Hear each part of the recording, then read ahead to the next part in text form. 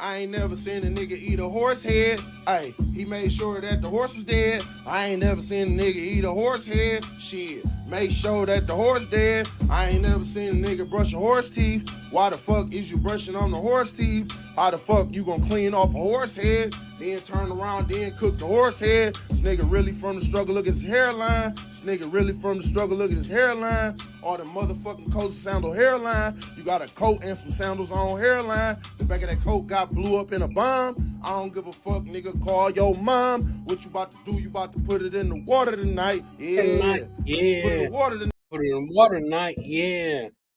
Little bit of doo-doo and some beans on it. And homie is finally here, ladies and gentlemen. Oh, no, you don't. Yeah. No, you Chunk don't. Squad's bricked up. No, We're you live. don't. Yeah. Oh, yes, you did. No, you didn't. Oh, yes, you did. No. Shawnee, late. Homie Shawnee, finally here. I was ready at 2:30 today. Hey, my hair looks good. I'm not the one that was primping. What? My hair looks like crap because we just got home. Oh my God. Why did we just get home? Because homie's so late. That's all I'm saying. She's like, you know what, Chris, tonight, why don't we run on CPT? I was like, why, babe? We've got all this good stuff up in the chat and stuff. Who was in the chat engaging 20 minutes ago? Who? Yeah. Who? Was it me? Was it you? TT. Was it me? TT, it was me. She did that to me because my phone was dead, and she was like, "I'm gonna make you look so bad. No, I'm his phone wasn't so bad." dead. Spoiler alert! Dead. Spoiler alert! No, My phone's dead. My phone's dead. I swear to God. Swear to God.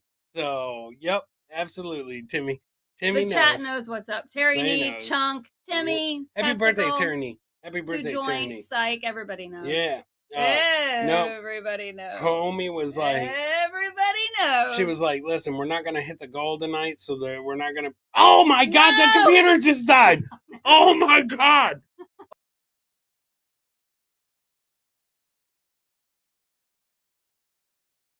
Well, I guess that's a wrap. Well, I'll keep the stream going a little bit for you guys in case they come back. We'll see how it goes. The sounds of it, I don't think they're coming back anytime soon.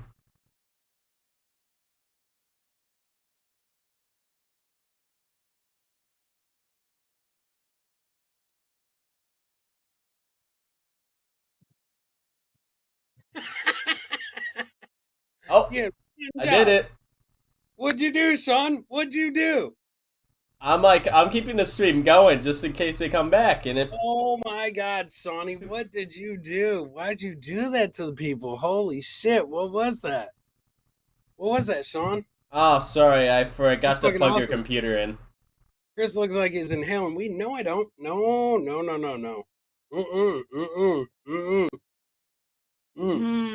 That was fucking funny. Matt's here. That was funny. I know Matt's here. I said that. You know what happened? You jinxed it, boo. When you said we didn't hit the goal. So why start on time? I didn't say anything about a goal. The word goal never came out of my mouth. 100%. Go. We didn't. She said, Chris, we never hit the goal. Let's not start on time. Let's run on CPT. Thanks, Obama. He loves to blame everything on me. I'm blaming it on everything. Campbell Harris. That's who I'm blaming it on. So my phone's still dead. See, you set me up. You set me up. You were like, hey, we're gonna run a little late tonight. You knew my phone was dead. Tiff Wash is here. Hola, Queen Tiff.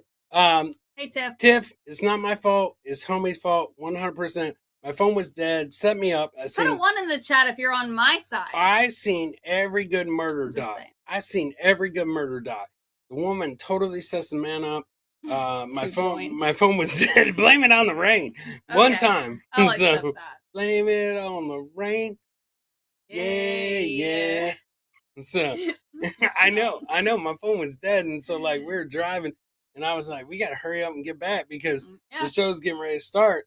And my phone is dead, and Oh. Okay, now if you believe me, Aku on my side. Timmy. Nope, Aku on my side. Scotty Fitzpatrick on my side. Aku on my side. Told you. So yeah. Starting on the dance floor. Hit 911. Okay. So anyways, guys, we got a really good killer for you tonight. I think. He's touched on everything except little girls. I think he touched on little boys, didn't he? Mm-hmm. Is a very touching Stormy. I'm on homie's side no matter what. Oh my God. Oh my Thanks, God. Tip. Wow. I even wore my nice shirt for you guys tonight. Can I interest you in some murder?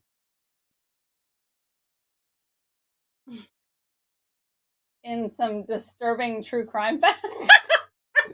Oh, see, Shawnee?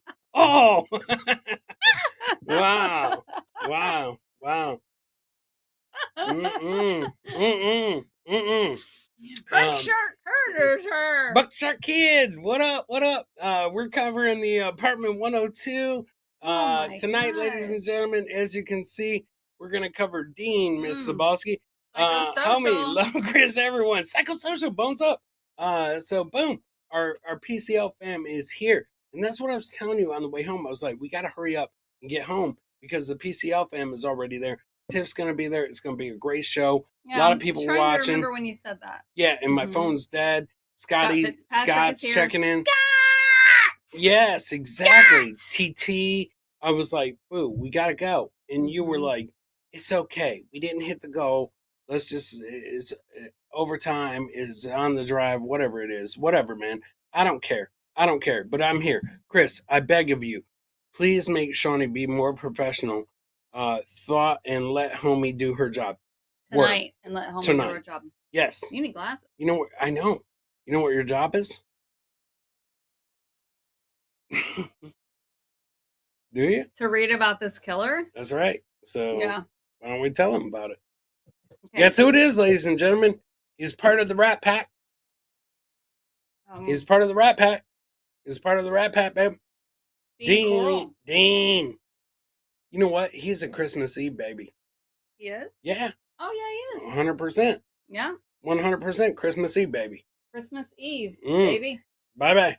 All right. Let's get into it. Bye-bye. He has quite the wiki. Quite the wiki. He 100% has a wiki. Let's get into it. Wickety, what? Wiki. All right, let's go. Do you want his his early life when he was born and all that? I imagine he was born on December 24th, 1939. Thank you, Terry Nee. Game recognizes game. Oh, Chris is a great year. If I remember right from last time, Terry Nee did not like it when I was reading. Right, he knows. He did not like me reading. He wanted Chris to read. Right, because I can read teleprompters. Okay, you want to read I'm this? like, nope, I'm handing off the ball to you. Okay. Run it, Barry Sanders. Go. Oh my God, there's Angry Iguana. My goal is to never be urinated on. That used to be my goal. That was my goal until he discovered you, Angry Iguana. Oh my God. Yep. I did never R. Kelly you. No. Did I? I don't know. Oh my God. Did I R. Kelly you? No. Holy shit. Go ahead. Okay. Dean Corll was an American serial killer and sex offender who abducted, raped, tortured. What? This is a very long wiki, so let me get through some of this before you start interrupting. Okay, go ahead. He was an American serial killer, sex offender who abducted, raped, tortured, and murdered a minimum of 28 teenage boys and young men between 1970 and 1973 in Houston and Pasadena, Texas. 3-year span, Pasadena, Texas, Rose Bowl, maybe not in Texas, but he definitely moved that shit over to California, I bet. No doubt about it. So I got my eyes on you, Iguana. He was aided by 2 teenage accomplices, David Owen Brooks. Oh my gosh, I know a David Brooks. He helped him. That fucker. And Elmer Wayne Henley. Elmer. Look out now. The crimes, which became known as the Houston mass murders, came to light after Henley fatally shot Corll. HMM? That's how he died? MHH? He was shot. MHH. Yep. Upon discovery, the case was considered the worst example of serial murder in United States history. You know what I say to that, ladies and gentlemen? Oh, yeah. Yeah. I'm going to unplug this. Okay, go ahead. Get ready. Get ready. This dude not just killed people, 28 people in a 3-year span. This dude had help. It was a throuple. You're gross. I bet it took place in Minnesota. What? I'm just saying. What does that have to do with anything? I'm a detective. I know things. Go ahead. Coral's victims were typically lured with an offer of a party or a lift to one of the various addresses at which he resided between 1970 and 1993. He was the original lift. He was the original lift. Yes. Yes. They would then be restrained either by force or deception, and each was killed by either strangulation or shooting with a .22 caliber pistol. Okay, so Chris, are you drunk? You said you only drink unreplayables. Questioning everything now. Listen, CYKE, I'm gonna tell you something, brother. I do only drink unreplayables, but then homies started saying, you know what would be so much fun if you would drink on Killin with the Ables. I was like, whew, okay, then that means that I'm drinking on Wednesday, Thursday, Saturdays, and I can do that. So yeah. Yeah. No. I'm doing it for the team. I'm doing it for the team. The Olympics are about to start. I'm a team player. Coral and his accomplices. Where did I get this? Right above deception. Buried 17 of their victims. Terry's absolutely right. 26 murders in a weekend. Houston. Yes. Yeah, let's go. Yep. Weekend. Coral and his accomplices buried 17 of their victims in a rented boat shed. 4 other victims were buried in woodland near a boat shed? Lake Sam Rayburn. Wow. 1 victim was buried on a beach in Jefferson County, and at least 6 victims were buried on a beach in the Bolivar Peninsula. I give you a pass, cuz. Thanks, dog. Who said that? CYKE, boo. He's giving you a pass? Yes. He's got his own YouTube channel, so now he gives me a pass. Go like, subscribe. Psych Labs TV. Psych Labs? Yeah. Okay. Brooks and Henley confessed to assisting Coral. Don Henley? Yes. Oh my God. In several abductions and murders. Both were sentenced to life imprisonment. Never knew fucking Don Henley was a killer. Who would have thought? I thought that... Ooh. That's how he wrote that fucking song. This is the innocence. The end of the innocence. Yes, exactly. He was fucking murdering people when he was doing that. He was like helping that dude kill people. And then he was like, this is the end of the innocence. Don't worry about pop-up. Read. Coral was also known as the Candyman and Pied Piper because he and his family had previously owned and operated a candy factory in Houston Heights, and he had been known to give free candy to local children. Okay, so he was known as the Candyman. I remember that song. You remember that song? The Candyman? Ooh, boy, I love you so. Never ever gonna let you go. Once I get my hands on you. Ooh, boy, I love you so. Never ever gonna let you go. Once I get my hands on you. Girl, I kill you so. That's what I'm saying. And he wasn't just knocking the boots. He was killing these fucking kids. All right, go ahead, Candyman. Let's go. Boys of Summer. See, he even wrote that song. Don Henley was his helper, and Candyman was his other helper, or he was the Candyman? That was a good one. Oh my God, Chichu World Order. To cow. Do we want to get into his childhood? Oh my God, do we? How long is his childhood? Pretty long. Is it from the time that he was young till the time he grew up? Yeah. Oh shit. Pretty much. Forget about it. He was a kid. Sensitive, rejection, Bam. heart murmur. I had that. Who cares? Yeah. Murmur schmurmur. What a sucky voice, Chris. Thank you, Timmy. Parents attempted to reconcile and remarried. Parents got divorced. Remarried. Attempted. Droopy Balls. They attempted divorced again. See? Oh, Droopy Balls is right too. On the candy. I'll take you to the candy shop. I'll murder to you. Ass goes pop. Girl, don't you stop. My lost interest. Oh, my lost interest. And my lie. I totally shouted out my lost interest today on BF's show because they were talking about Steel Toe and stuff. And I was like, yeah, fuck that. I don't watch Steel Toe. I just watch my lost interest. He keeps me caught up. Yes. Yes, 100%. Yeah. My lie, ladies and gentlemen. Subscribe, like, share. Following the second divorce, their parents got divorced. They got divorced twice? Divorced again. His mother married a traveling clock salesman. Oh my God. Jake West. You know who it was? Jake West. Yeah, Jake West. He was like, you know what time Texas. it is? Time to get ill. Let's go. Hey, girl. You know how Jake West hit on her? He knocked on her door. Hey, girl. You want to see my clock? And then, and she said, ironically, give me a minute. He grew up and killed young boys, and that's how you know when the big hand touched the little hand. Okay. I'm just saying. That was pretty good. I'm just saying. That was pretty good. I'm just saying. Go ahead. The family moved to Vidor, Texas, where his half-sister was born. His mother and stepfather started a small candy company. Jake East. Operating from the garage of their home. Wait, started selling what? Candy. Candy? Okay. Was that the sister? What? Was she selling the sister? Coral's mother and stepfather? Candy? Okay, go ahead. He worked day and night while attending school. His younger brother and him were responsible for running candy-making machines, making the product. This route often involved... Why isn't this have super chats? Shawnee. I'm getting to the murder. No. Terry Nee wants to know why the show doesn't have super chats. It's because Shawnee goes on here, plays video games, cusses at people, and so we can't get monetized because Shawnee cusses at people. What the fuck do you mean?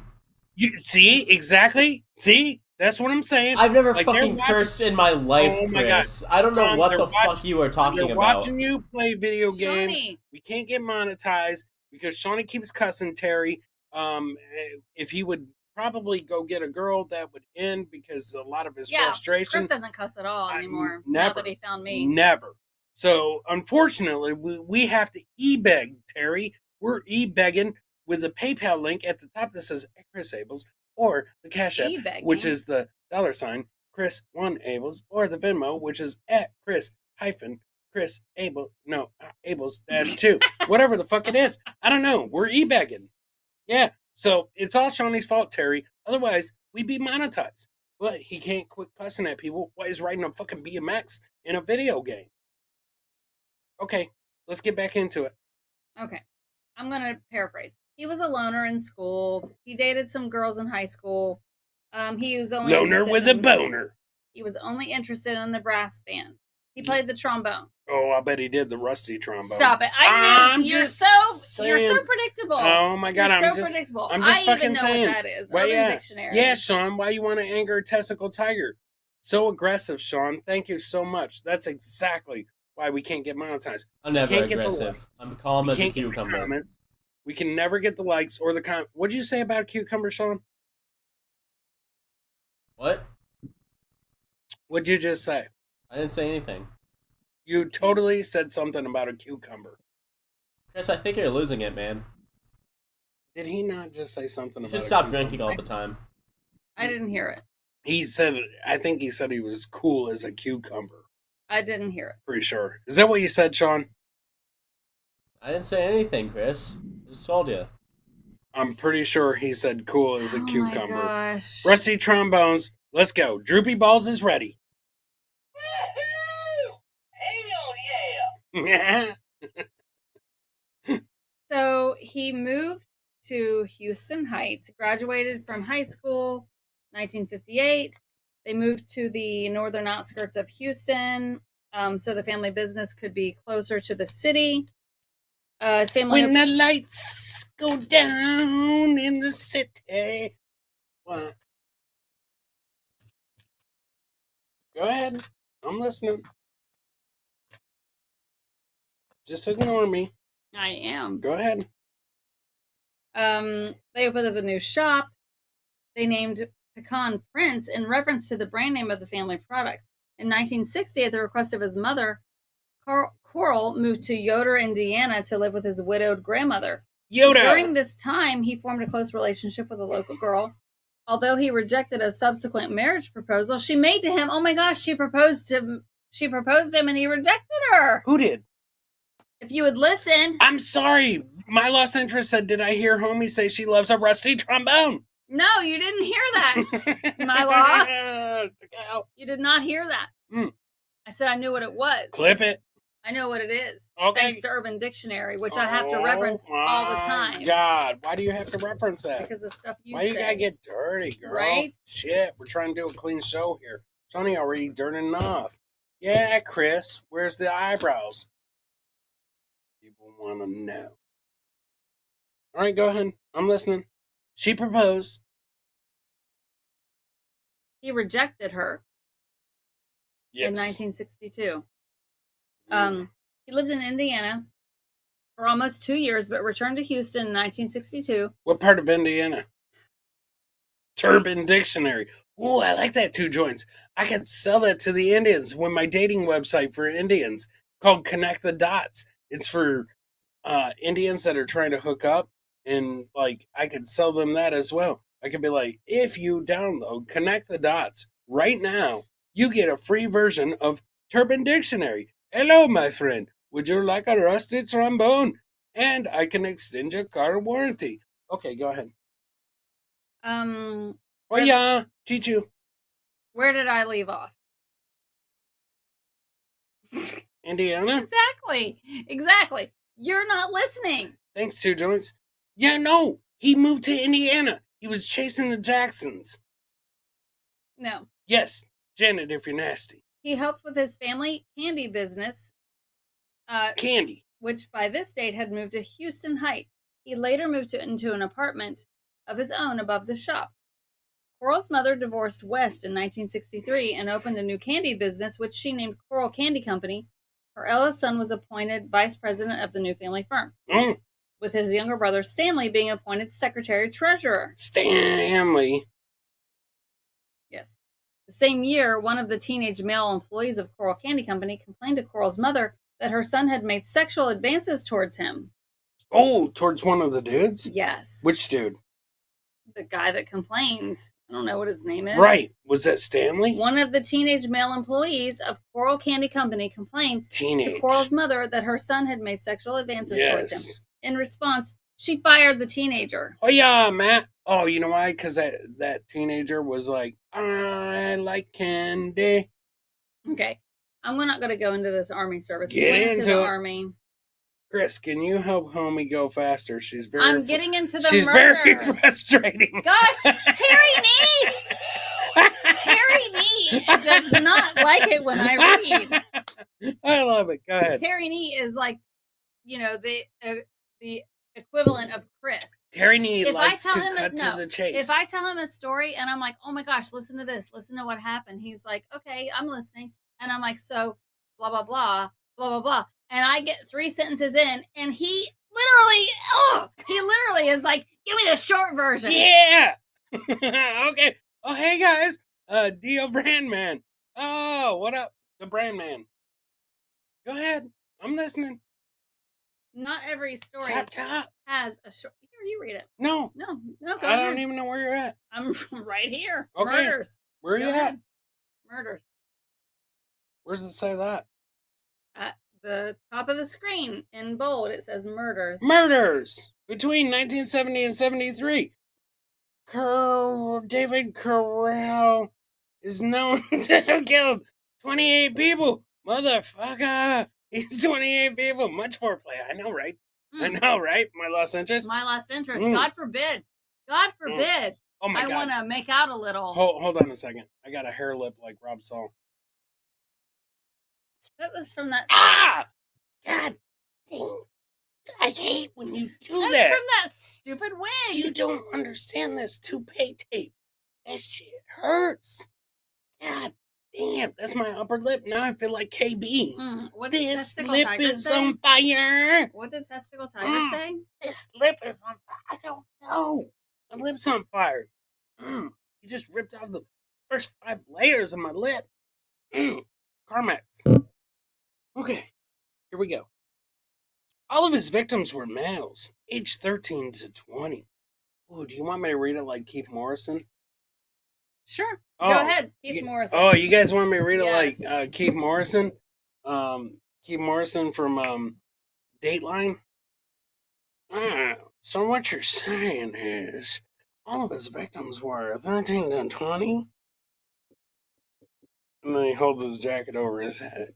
because he thinks he's so fucking cool. Can't stand Keith Morrison. What's the other guy's name? Josh Make-A-Wish.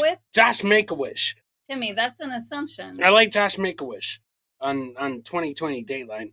Josh Make-A-Wish would be like, the majority of the hometown were in their middle 20s.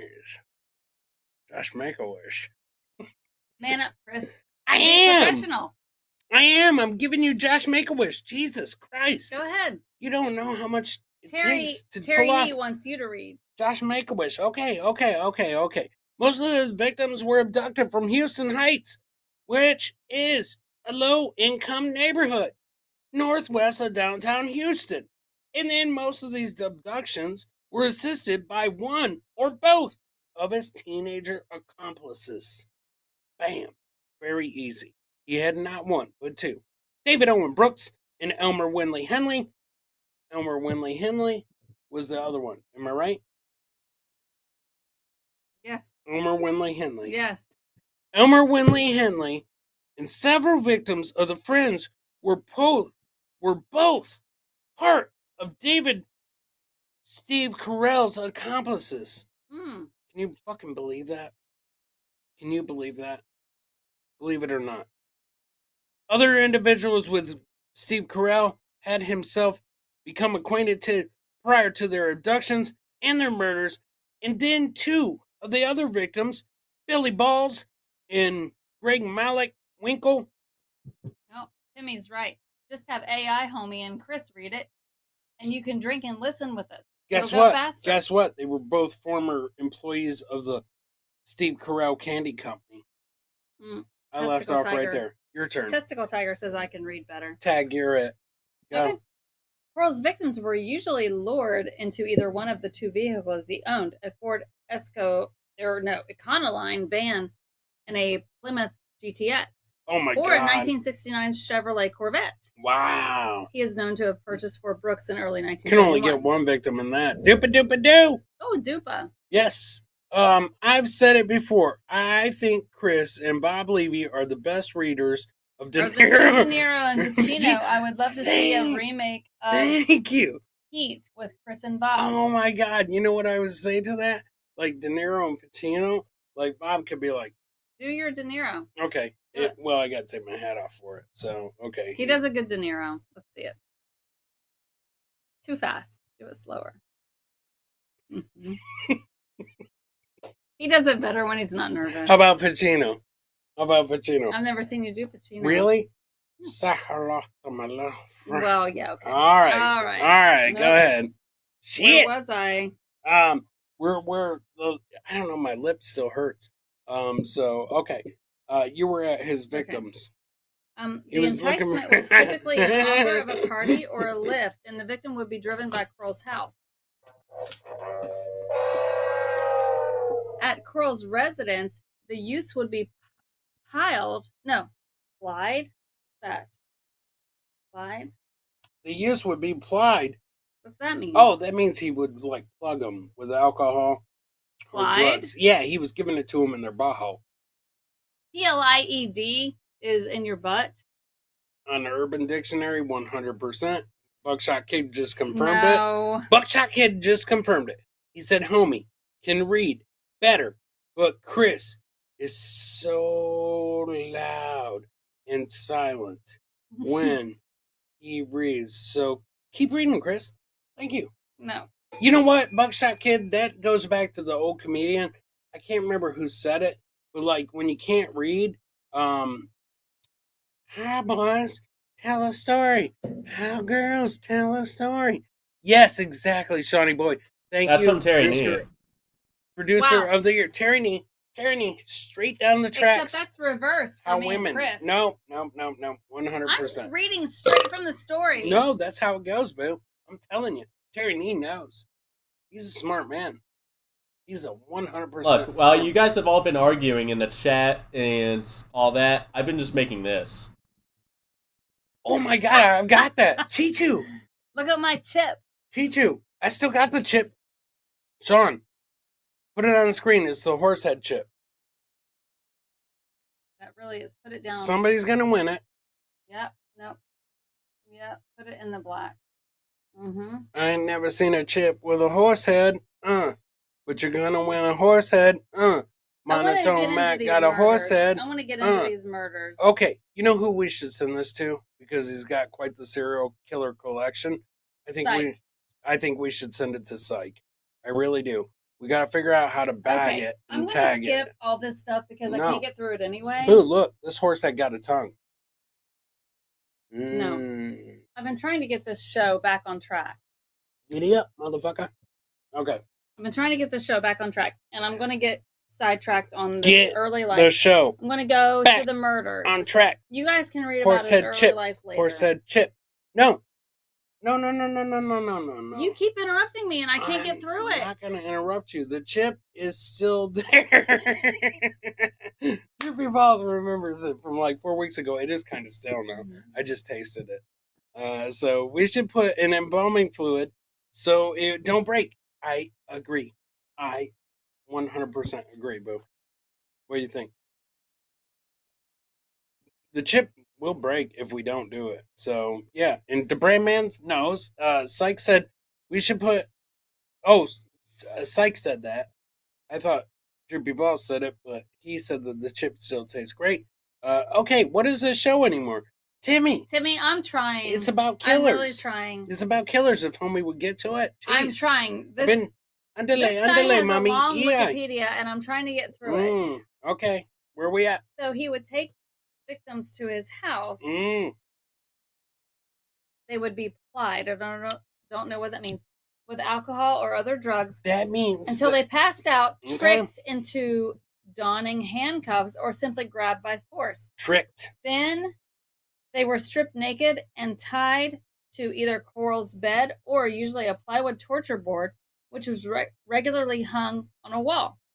Once manacled, the victims would be sexually assaulted, beaten, tortured, and sometimes after several days, killed by strangulation I fucking love or shooting with a 22 caliber pistol.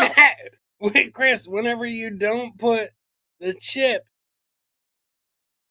Whatever you do, don't put the chip in the wave for 73 minutes. Okay. All right, you got it. Hoya, brutal pain, my brother. Check it out. Killing with the Ables. What did this motherfucker do, boo? Tell me. You tell me. No, you tell me. I'm testing you. I want to see if you comprehended what you read. He would bring people to his house. Right. Drug them. Right. And then sometimes kill them. What was he doing with them? Why he was doing that? Stripping them naked, tying them to the bed, hey, or a torture board, which was hung on a wall. Oh my God! Sexually assault them, beat them, torture them. Sometimes after several days, kill them by strangulation or shooting them with a 22 caliber pistol. Right, but he was also like, "Hey boys, you want to go get the paper off my lawn? Come in here. I got some candy for you." Their bodies were then tied in plastic sheeting and buried in one of 4 places: a rented boat shed in southwest Houston, bam, a beach on the Boulevard Peninsula. Oh my God, this is like Wheel of Fortune. A woodland near Lake vacation, Rayburn, right? Or a beach in Jefferson County. Oh my God, 2 beaches and a shed. New book, right? I guess. Hey guys, you want a trip to either the beach, almost slipped, with a Rayburn, or you are gonna go down to the whatever. So take it out. That's all I'm saying, boo. That's all I'm saying. In several instances, Coral forced his victims to either phone or write to their parents with explanations for their absences. Right. In an effort to... Sorry, Ma. I'm going to be late. I'm getting murdered. I'm on a torture board. But at the same time, I'm going on vacay. I'm headed to a beach at the Rayburn. Right? Mm-hmm. Is it a Rayburn? Yeah. Okay. He's also known to have retained keepsakes, usually keys from his victims. Ray was chasing around and giving gumballs and baseball cards to the little boys today. I told Matt knows that. Ray DeVito's the I-80 killer. He's the only living serial killer that hasn't been caught yet. Wow. Yeah. Wow. And he would give you baseball cards and bubblegum. just like the 1980 packs of baseball cards. So, all right, go ahead. I'm listening. I'm intrigued. I want to hear. During the years in which he abducted and murdered his victims, Coral often changed addresses. However, until he moved into Pasadena in the spring of 1973, he always lived in or close to Houston Heights. Oh, brutal. Was it on Discord? Or what was it on? Brutal wants me to show you an article. Since YouTube keeps censoring him. What was it on, Brutal? Let me see. And I'll pull it up and show it to homie. Oh my god, not shocked. Not shocked. All right, homie. We're just now getting into the first known murder. Let's get into the first. Kill. You're tired? You want me to read? I'll read. I know it's exhausting. It is. Right. Okay. So you want me to read? Yeah. All right. Let me tell them about these people. Instagram. Okay. Gotcha, brother. I will show it to her because she's putting it on me to read because Dean Carell, up in the corner, Dean Steve Carell, born on Christmas Eve, died right in the fall. August. That's the summer. August ain't the summer. Yeah, it is. Fuck that. That's when the leaves turn, boo. And that's fall. Get to the murders. He had a lot of victims. He killed 28 plus. I'm getting into the murders. I'm going to tell it. Matt lived in Pasadena. You just doxed him. How could you dox him? Wow, that's fucked up. That is so fucked Timmy, I'm not even reading it. I'm exhausted. I'm telling you, Timmy Dupa. I'm telling you. No, I'm monotone. telling you. I'm telling you. No, I'm telling you. It is exhausting getting Chris to this show. Right. I was trying so hard to get here, and homie was like, "Let's go on CPT, just in case Tay Boogie's watching." And I was like, "No, babe, you don't understand. Tay likes to start stuff on time," and you were like, "It's okay. It's okay. We people." Okay. Read the murders. I'm getting to it. There's 28 of them. Oh my god. You doxed 2 joints too. Jeez, boo. Holy cow. I gotta teach you how to be professional. Right, Matt?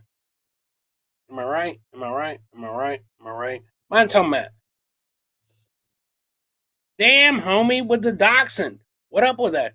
Starting to be like SJ, boo. I'm telling you both. Timmy loves it.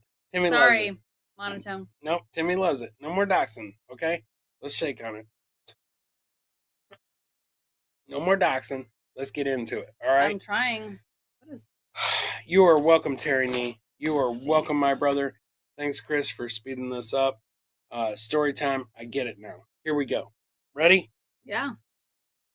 Stephen David Carell killed his first victim, known as an 18-year-old college freshman, known as Jeffrey Conan. Conan on 9/25/70. Conan vanished while hitchhiking with another student.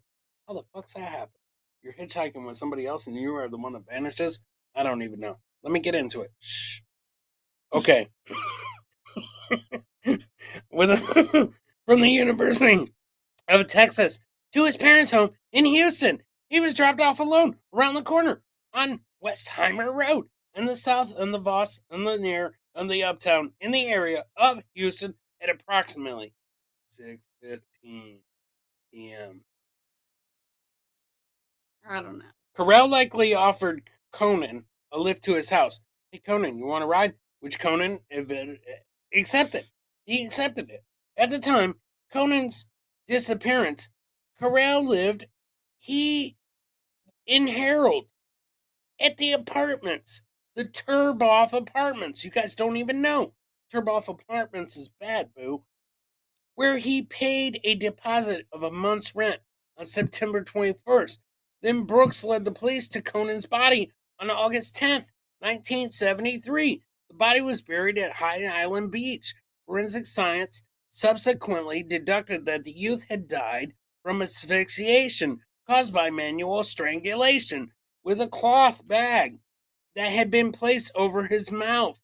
The nude boy was found buried beneath a large boulder. Oh my god. It was an over-the-shoulder boulder holder. Suffocated him. Covered with a layer of lime. You gotta sprinkle some lime on it. Wrapped in plastic and bound, hand and foot, nylon cord. Suggested that he had been violated. You know what that means? I do know what violated means, yeah. He got butt plug, boo. Shortly after Conan's murder, Brooks interrupted the corral in the act of sexually assaulting 2 teenage boys with whom David Corral strapped a 4-poster bed. Oh my god. He was nasty. He promised Brooks a car in return for his silence. So he strapped that motherfucker to a bed. Boom, boom, boom, boom, boom. All fours tied down. In the no. And then he said, I'll give you the no-no square? In the no-no square. And then he said, I'll give you a car. I'll give you a car. You ain't gotta worry. Brooks accepted it. He accepted the car. He said, okay, I'll take it. And then after that, Corral later bought him a green Corvette. Not a bad deal. Green Corvette? Right? That old green Corvette. Corral told Brooks that he killed 2 youths and offered him $200, which was equivalently $1,600 now, after the boy lured them into his apartment. Not a bad deal. You get a car, you get butt fucked, and $1,600 equivalent to today. I'll take everything but the butt. So you want the car, the luring, and the $200. Gotcha. Nothing else. On December 13, 1970... What's going on with Britney Spears and Ozzy? What'd she do? I don't know. I bet Britney threw it, and on Ozzy, they both crazy. Do I need to Google that? Yeah, they're both crazy, boo. On December 13, 1970, you don't understand, Brooks lured 2 14-year-old boys to his Spring Branch youth named James Glass and Danny Yates away from their religious rally held in Houston Heights into his Yorktown apartment. Glass was an acquaintance of Brooks, who at Brooks had previously visited his address. Both youths were tied up in opposite sides. Oh my god. He tortured them both. He subsequently... Your fake hard reading is funny, says Terry. Thank you, Terry. And Steve Carell was amazing in The Office. Yes, he fucking was. He was also amazing in this story because he's totally tying up these 2 boys.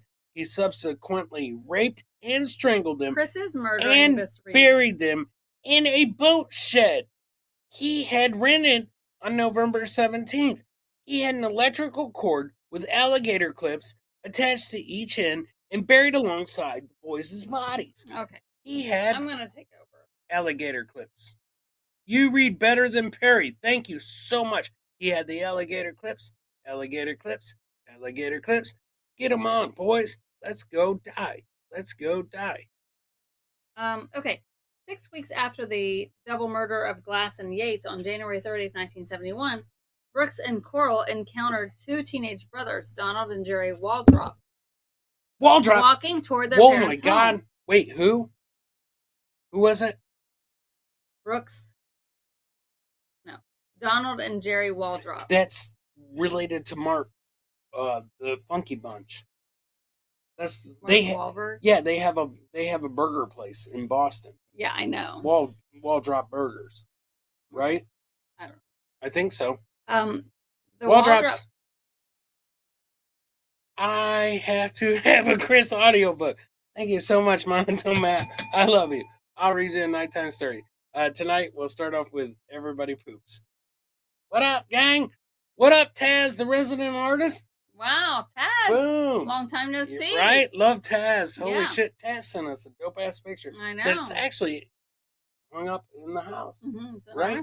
Boom. How about that? Yes. Go ahead. Taz, the resident artist. Roach Clips. Hell yeah. Let's go.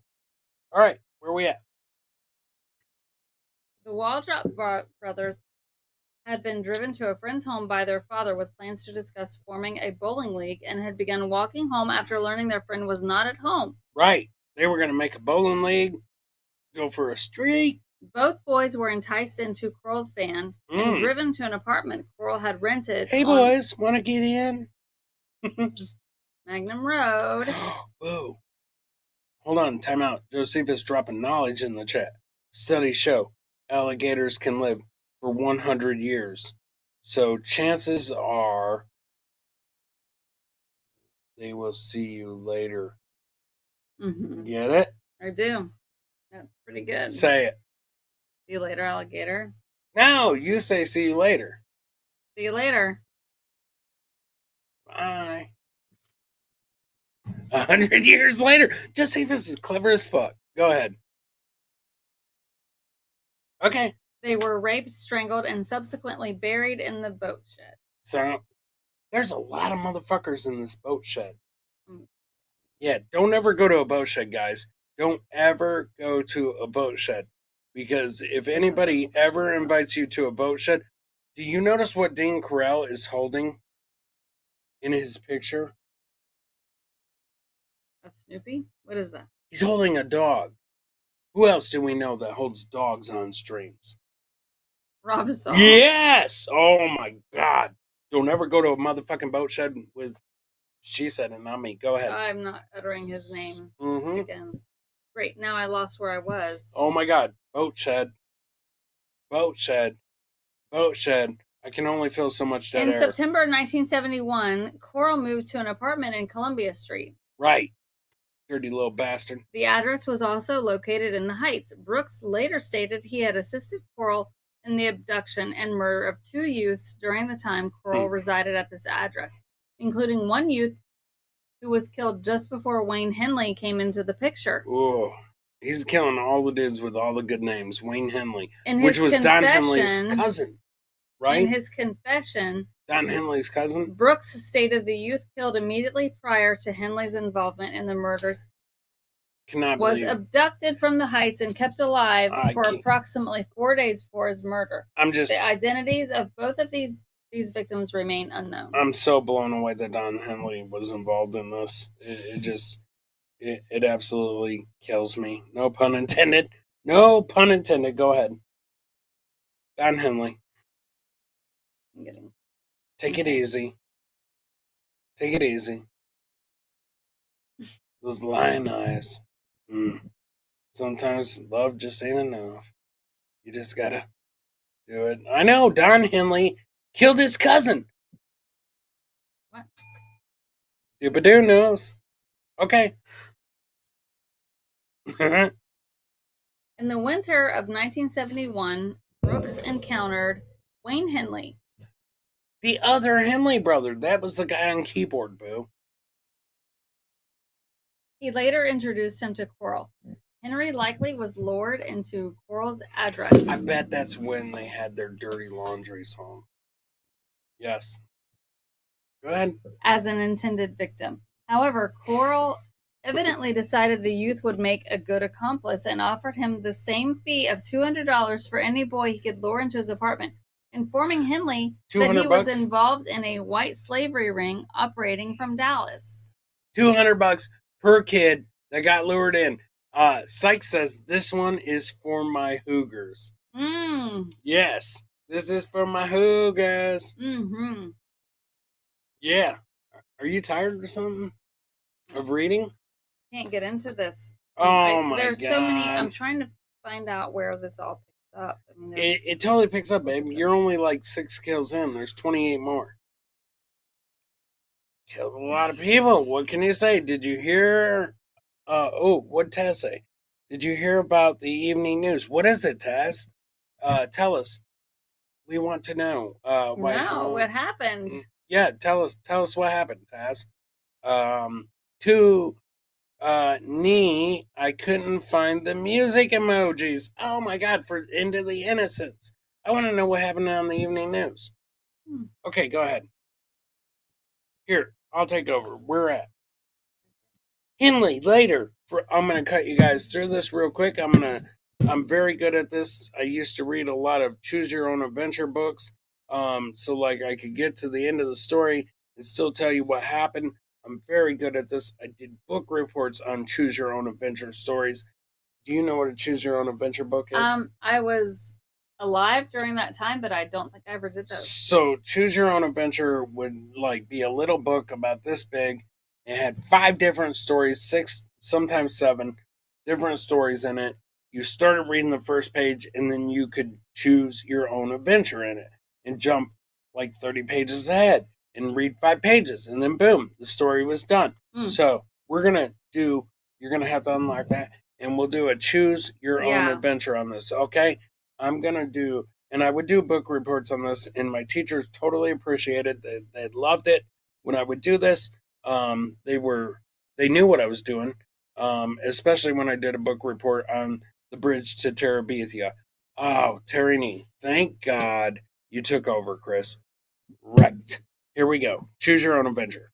Henley later stated for several months that he ignored Carell's offers for the $200, but then he maintained that he had an acquaintance with Carell, which gradually began, and he would view something as his brother type person when he was in his work. I also knew the Micro Machines guy. I know. So that's why I'm getting into this. He decided to accept his offer, and his family was in dire financial circumstances. So he said, yes, I will give you $200 per boy. I will take it. And then I will bring them to 924 Schuler Street. And then the address moved on to February 19th, where Brooks claimed that Henley became involved with a band and abductions. Told you. Then he occupied it immediately. Then Henley said he believed that this was the end of the Innocents, where the victims began in their heights in February or early March, maybe 1972. Then the statement Henley gave to the police following his arrest, the youth stated that they would pick me up. It wasn't me picking up the boys, it was the boys picking up me on the corner of 11th and Studwood. And then he lured them into his home, where he promised them smoking marijuana paired with beer or wine. Okay. Yeah, exactly. Come on, kids. I'll give you smokes and beer and a SAG card. All you got to do is come on in. And then Henley would cuff himself he would cuff their hands behind their back, where he would have a hidden key in his back pocket and say, "Gotta find it, boys." And then he would dupe the youth into donning them into handcuffs. Are you making that up? Nope, not at all. And then he would like hide what he was doing was he's hiding the handcuff key in his back pocket. He'd cuff him and be like, "Gotta look for it." And so they were always like grabbing his butthole. And then he sold them into a sexual slavery ring. Henley assisted in the abductions, and the remains were unknown. 1 month later, in 1972, Henley, Brooks, Carell, which was his accomplices. Brutal Pain says sounds like a good. I know, right? They needed the money. We needed the money. So then what happened was his 2 accomplices encountered an 18-year-old acquaintance of Henley named Frank Aguirre, leaving a restaurant on Yale Street where the youth worked. Henley called over Aguirre, "Hey, come here. Over here. Get in the van. We invited the youth in to drink some beer and smoke some marijuana. Get in, boys. We're going to go have a good time in a van down by the river." With the trio in Carell's apartment, Aguirre agreed to follow the trio to Carell's home in his Rambler, Dodge Rambler. Inside Carell's house, Aguirre smoked. Yes, he had him in a Rambler. He got him in a Rambler. Says, "Homie, Chris is not being professional." Oh my God, I'm totally telling you about this. He got him in a Rambler. And then he said, Aguirre smoked the marijuana. And then he took a trio before picking up a pair of handcuffs. The three of them in the Dodge Rambler with the marijuana got the dude to smoke a little weed and then put the handcuffs on him. Carell had his left hand on the table in response. And then Carell pounced on Aguirre. Bam! Pushed him into the table, cupped his hands behind his back, said, "Freeze, bitch! You're about to get butt raped." Henley later claimed that he had not known of this. It was cruel intentions. Not what happened. That 100% what happened. And I'm telling you, this is what here. It's right here. No Vaseline. Aguirre, when he persuaded his friend to accompany him to Carell's house in a 2010 interview, he claimed he attempted to persuade him not to assault and kill Aguirre. But he had already been bound and gagged the youth. However, Carell refused, informing Don Henley that he raped him and tortured him and killed him previously to the victim that had insisted in the abducting of him.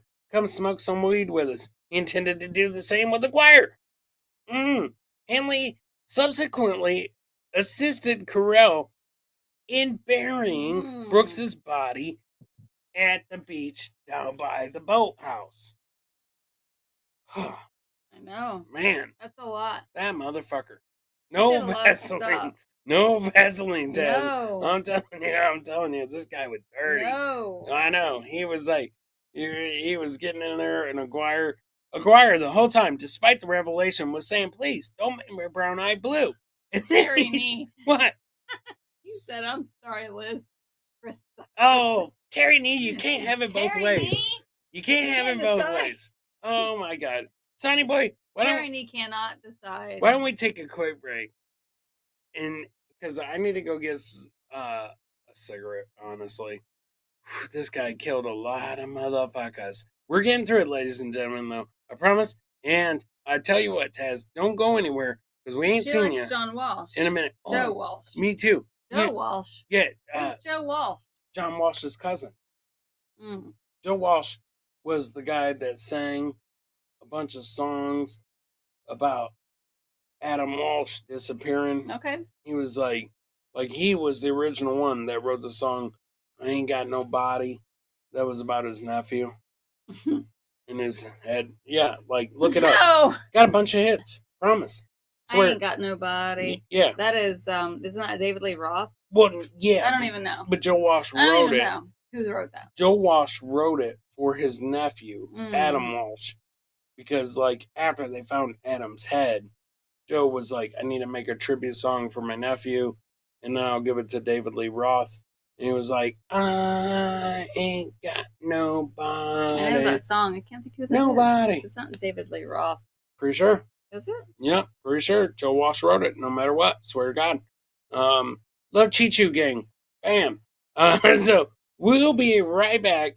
I'm going to go get a cigarette. We're going to get back into this motherfucker. We'll wrap him up in the next 20 minutes.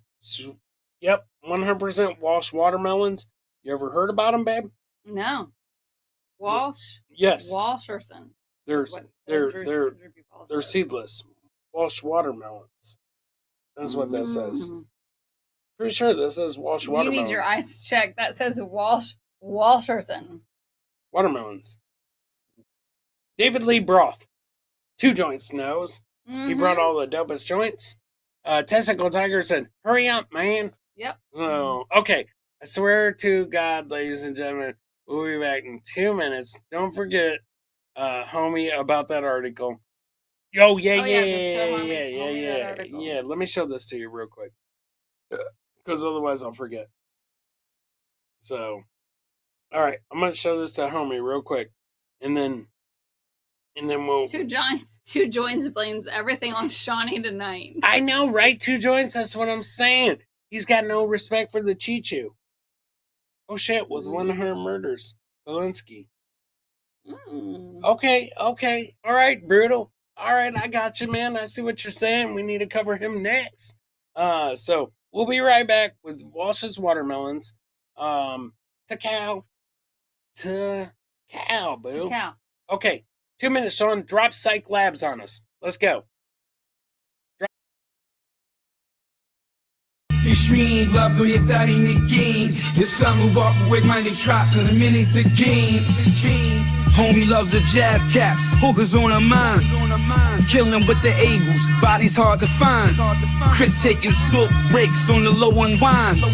Serial killers lurking, but you know it's all a grind. She got that dirty edge, her fashion on attack. Loves the way she curves, crispy in the back. Iguanas watch it all, jungle in the track. Show's getting wild, never looking back. So with the plot, I'm liking this spot. It's one of a kind. Put it all on the show. Why is you all in the glow? Homies, jazz caps, so fly. Baby, Hoogers, she loving them so. Chris taking breaks for the smoke lately. Iguanas and streams, let them flow. Killing with the Abels, they know. Serial killers, they put on a show. back in the scene, better hold on tight.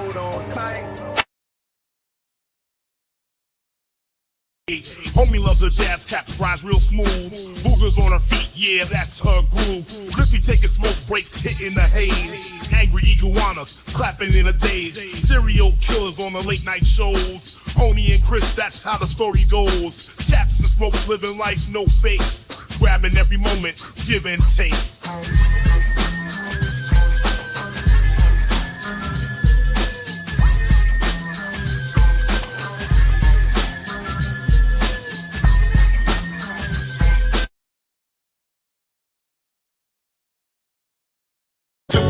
Superficial, oh yeah. Fresh frosh, I'm eating lots of frogs, oh yeah. Can I get a oh yeah? Can I get a oh yeah? Can you show me a picture?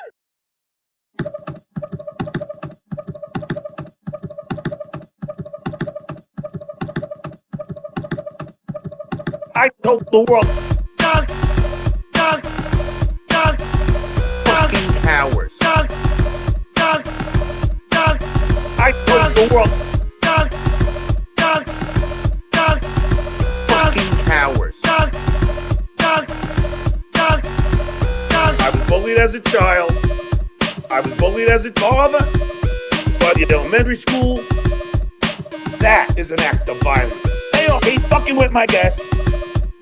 Fucking with my friends, fucking with my family. That is an act of violence. I told the world, fucking cowards. I told the world, fucking. You're right, bro. Psych. We're back. All right, let's go, Woo. It's not me. Let's go. Not you. What? It's not me. Okay. I'm a ninja. I'm a ninja. All right, let's get back into it.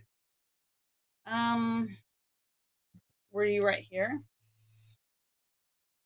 Yeah. It doesn't. I guess it doesn't really matter. Yeah. Despite his revelations, that motherfucker killed. He killed. Despite the revelations that Coral was in reality killing the boys he and Brooks had assisted in abducting, Henley nonetheless became an active participant in the abductions and murders. 1 month later, on April 20th, he assisted Coral and Brooks in the abduction of another youth, 17-year-old Mark Scott. Get in the car, Scott! Scott! Get in the car! Who was well known to Coral, Henley, and Brooks, was grabbed by force and fought furiously against attempts by Coral to restrain him, even attempting to stab his attackers with a knife. That's a real ninja right there, motherfucker. However, Scott saw Henley pointing.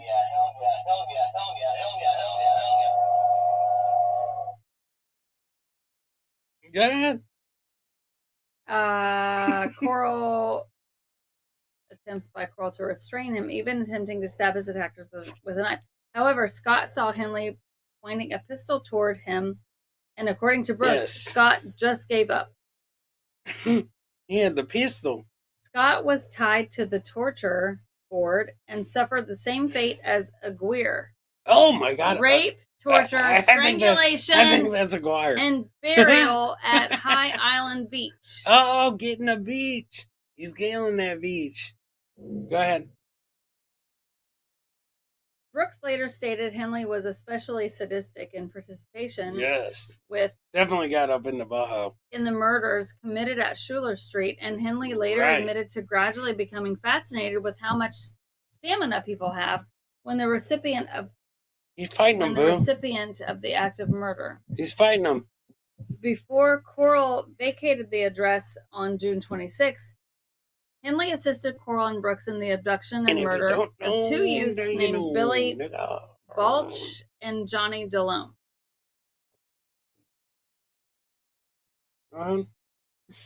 Really? Oh, Ninja. No! Oh my God, boo! The one thing you don't do is expose a ninja. Never. You never. Go ahead. In Brooks's confession, he stated that both youths were tied to Coral's bed, and after their torture and rape, Henley manually strangled Baluch. He strangled that Baluch. Hey, Baluch. Then shouted, "You want to get strangled? Hey, Johnny!" And then shot Delhomme in the forehead with the bullet exiting through the youth's ear. Blink twice. Delhomme then What you say for Baluch? You son of Baluch. He then pleaded with Henley, Wayne, please don't, before he was strangled. Wayne? He said live Wayne? Wayne. Oh, I thought he said live Wayne. He pleaded Wayne, with live please Wayne. don't, before he was strangled. Both youths were buried at High Island Beach. Not the beach again. Not the beach again. Okay. He looks so disappointed. Love it. No, not at all. Ugh. She's smiling. She's smiling. Oh, it's hard to read. I like my torture last. I like my torture last. During the time. No. Yes. No. During the time. No. Yes. During the time. Oh. No. Yes. I'm not doing yes. that. No. Oh my God. It was such a hit. I'm telling you. It'll be a hit. I'm not doing it. Homie loves when you interrupt her. Do it more. Right. Okay. During the time Coral resided at Schuler Street, the trio lured a 19-year-old named William Rittinger. Where are they finding these people? He was tied to the plywood board, tortured, and abused by Coral. Brooks later claimed he persuaded Coral to allow Rittinger to be released, and the youth was allowed to leave. Kyle Rittinger? Isn't that the guy that shot people? I don't know. Kyle Rittinger. I'm pretty sure that's the dude that was shooting people.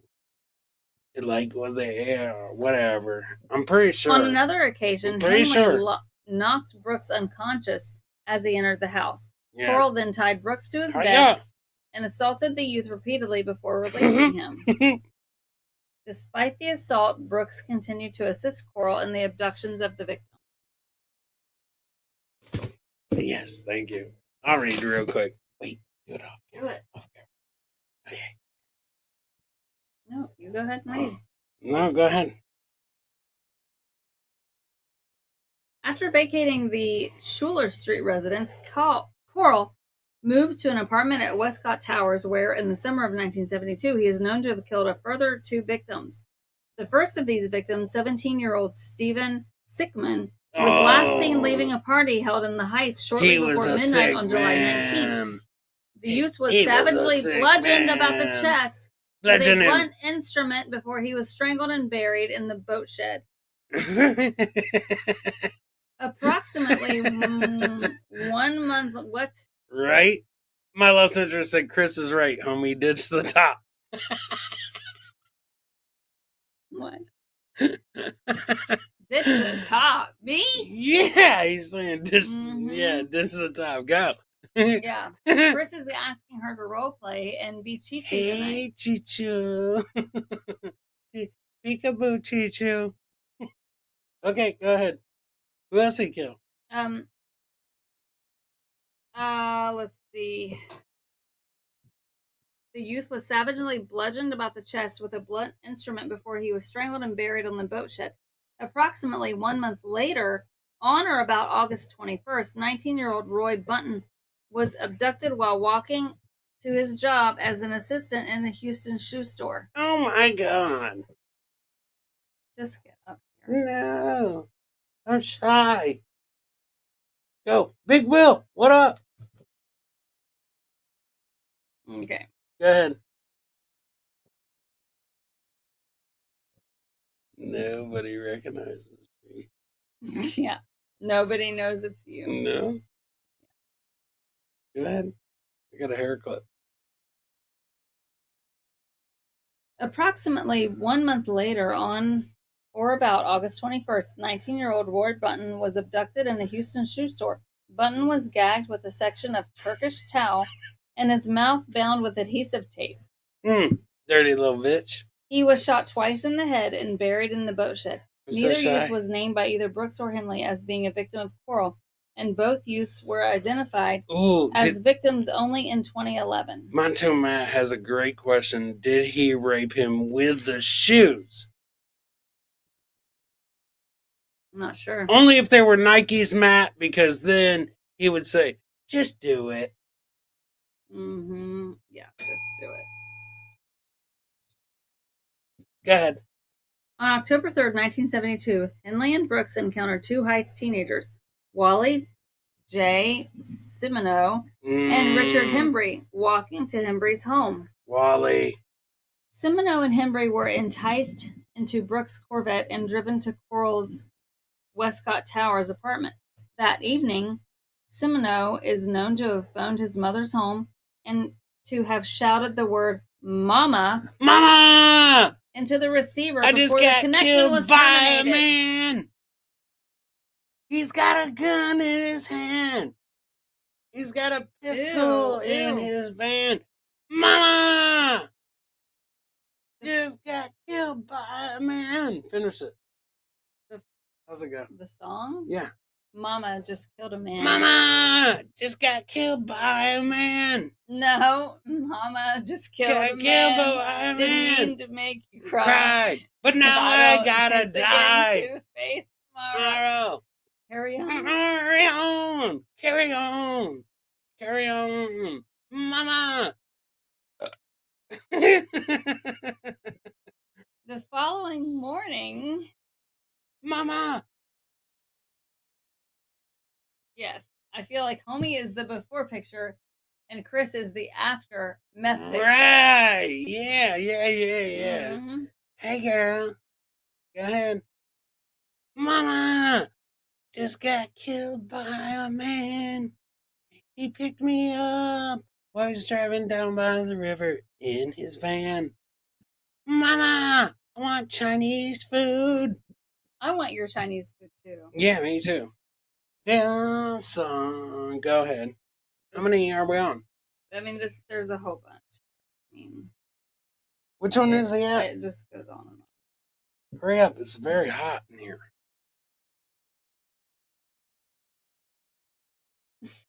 Mama!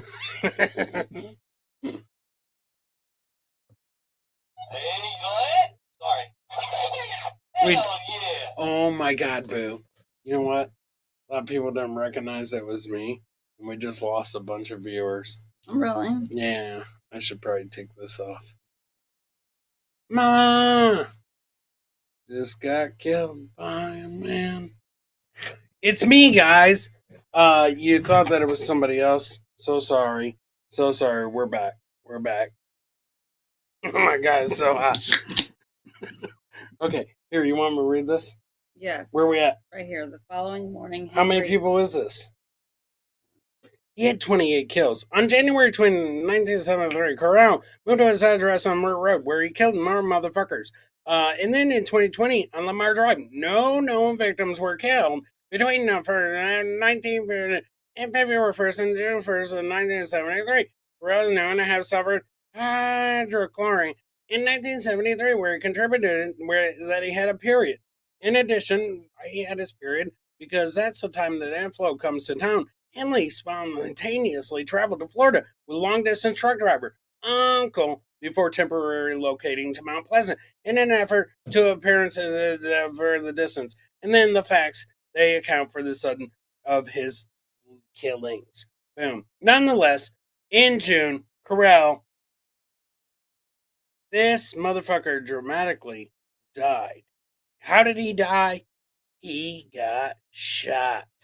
He got shot by one of his peoples that was helping him. One of the two kids that was helping him. They killed him. They killed him? Yeah. They shot him. Like, out on the street or what? Well, it says right here that after the kid called and said, Mama, I just got killed by a man. one of his accomplices is gonna kill him in the same van down by the river. He just had 23 kills. Nope. The brand man definitely had 28 for sure. They're down by the river. They're decomposing. Some of his victims had been shot, strangled, ligatures still wrapped tightly around their necks. He knew how to tie a knot. His victims were sodomized. You know what that means? I do know what that means. Yeah. We should show the people. We should not. We should definitely show them. Brutal Pain wants All to right. know. Brutal Pain doesn't know. Come here. No. Let's show them what it is. Josephus would definitely like to know. They don't know. My lost interest wants to know. Imagine what that smell was like inside that shed. Seriously, I know. MLI? Right? No. I know. No, they want to know, boo. They don't. Yes, we should definitely show them what sodomizing is. Satomi. Satomi. Not me, but Sato you.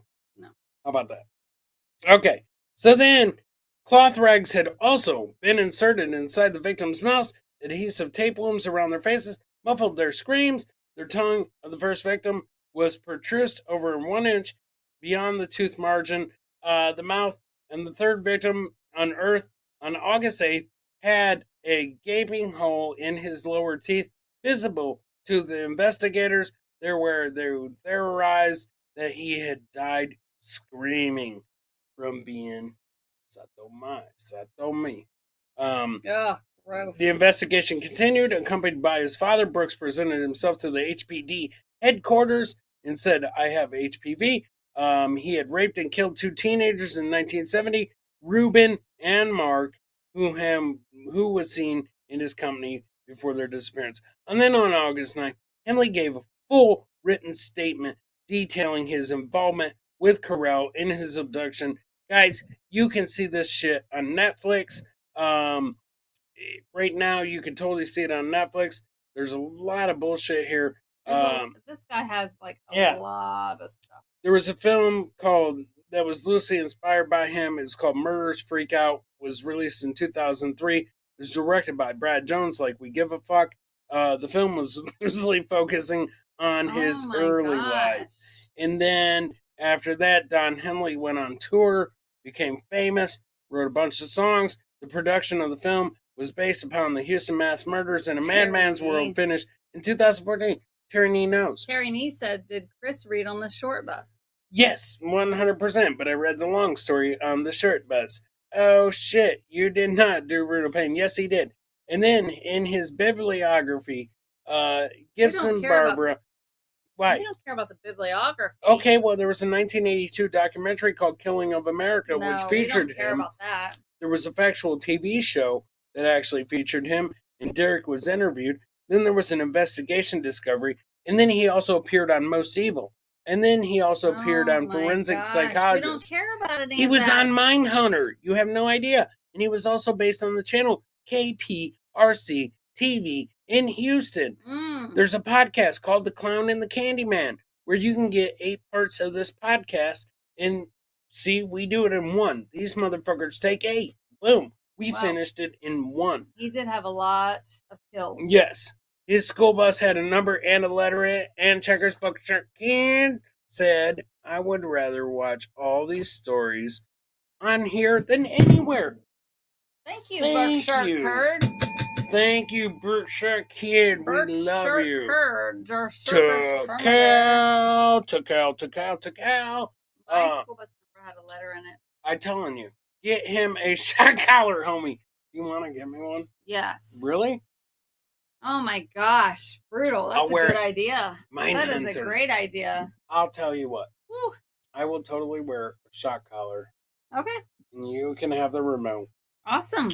And then if I get out of line. Perfect. Use her up now that Chris removed the ninja costume. See? My lost interest, they didn't know it was me. I told you, babe. Then the mask and the wig threw him off. Shock cock ring. Oh, you want to put a shock cock ring on me? No. Not a good idea. I'll try it. No. I'll try it. Not. Yeah, because I don't think that you would do that. So, it's Miller time, Chris. Take a drink, bro. Miller time. Let's do it. Oh my gosh. Boom. Does it say Miller time? Pretty sure that says. It says drink. It's a cup. What does Monotone Matt say? Miller time, Chris. Where? Monotone Matt. Said LOL MLI. Nope. Brutal pain time, Chris. You got to put it all together. Big Will knows, babe. Oh my gosh. Big Will fucking knows. Buzz Collar worked on my dog. Okay, Terry Nee. I'll try it because I know, guys, that she'll never set it off because I read fantastically. And then as soon as I pulled the ninja mask off, views went up. My lost interest knows. The cow. Oh my gosh. Am I wrong? What? No. Homie is right. Shots around here. Shots around here. Boom. How about that? So, guys, that is Dean Stephen Carell. Born December 24th, 1939. Died August 8th, 1973. Number of victims killed. Wow. How many? 28 plus. Wow. That's a lot. Big finish. Big finish. It's a big finish, boo. It's a big finish. It's a big finish. That. I was just trying to show them big finish. They know what big finish means without the don't sign language. What if some of the people in the chat are I'm deaf? sure they know. What if they're deaf? No. What if they're deaf? Huh? I'm sure they know. What if they're deaf, boo? It's not like you podcasts have Braille. So you gotta tell them. So I will just reenact this real quick for the deaf people in the chat, okay? Driving down by the river, get in the van, sodomized, kill. Timmy says, well, at least I can say this was a show. Big finish. Big finish. All right? Yeah. That recapped it all for all the deaf people in the chat. Driving down by the river in a van, get in the van, sodomized, choked, taped, blindfolded. That's all. There might have been. There is. I think I seen somewhere. Stop. I think I seen in there that I don't know, but that's what it means. That's what it means. Chunk Squad bricked up. Thank you guys for tuning in with us for Killing with Evils. Big finish. Big finish. Thank you, Timmy. Are not. That's a knife. That's that 100% is a knife. It is. Explain it slowly. Oh, for the deaf people. Yes. Okay. Help me with this. Driving in the van. Got a gun. Get in the van. Sodomize. No, there's no. Sodomize. Stop. Sign language for the trombone, boo. It's sign language for the rusty trombone. Trombone. Rusty. Or no, trombone is this. Rusty. Trombone. That's, yeah. I know. You think I don't know what the rusty trombone is, but I do. Oh my God. Yeah, okay. So we're telling the deaf people. All right. Last recap. Rusty trombone. Sodomized. That's this. Rusty trombone. Sodomized. Not. And then killed. Mm-hmm. I say kill. Killed. And then what was the last thing? I don't know. Oh, kill. Big finish.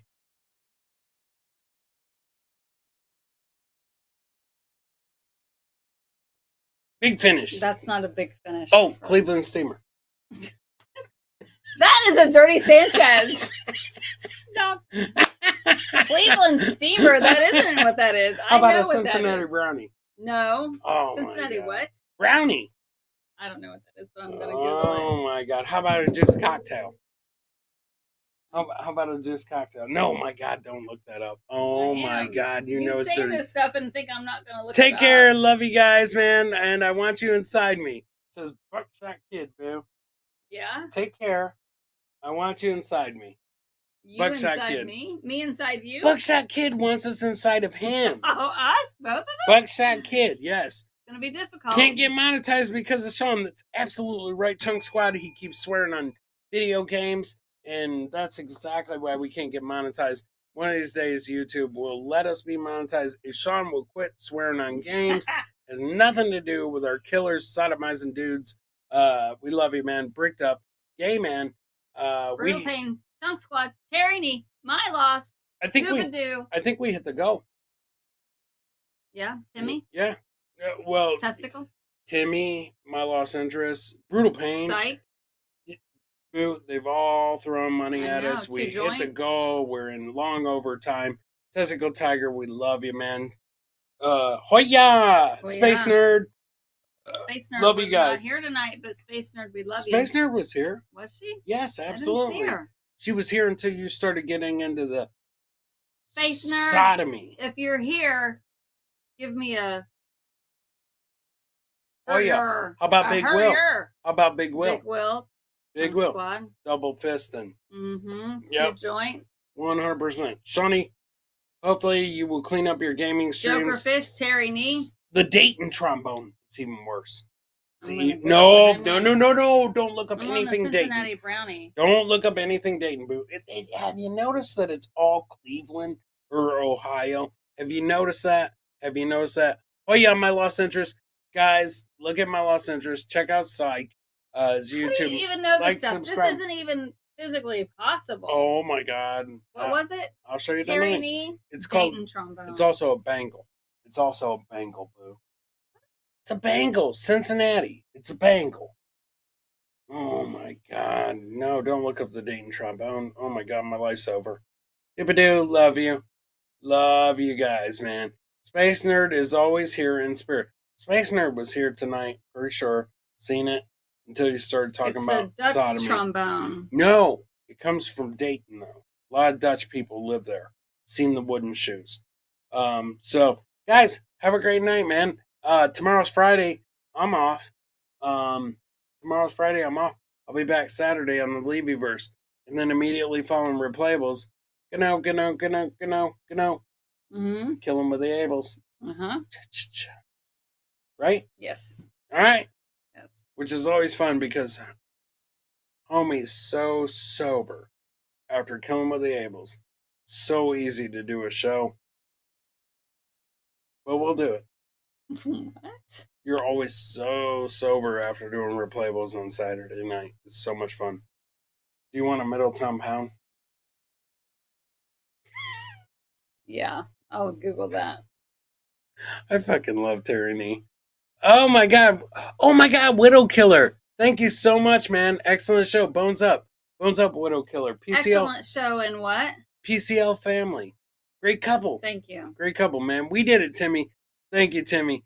We'll see you guys, man. Have a good Friday, ladies and gentlemen. We'll see you Saturday, Replayables on the Levyverse, 8 p.m. Immediately following, right back here, 100% Proof Podcasting. Mm-hmm. What's the name of the show? Killin with the Ables? That's right. Deuces, ladies and gentlemen. Hooja. Peace out. Say hello to your Hoogers for us. Bye, guys. Bye.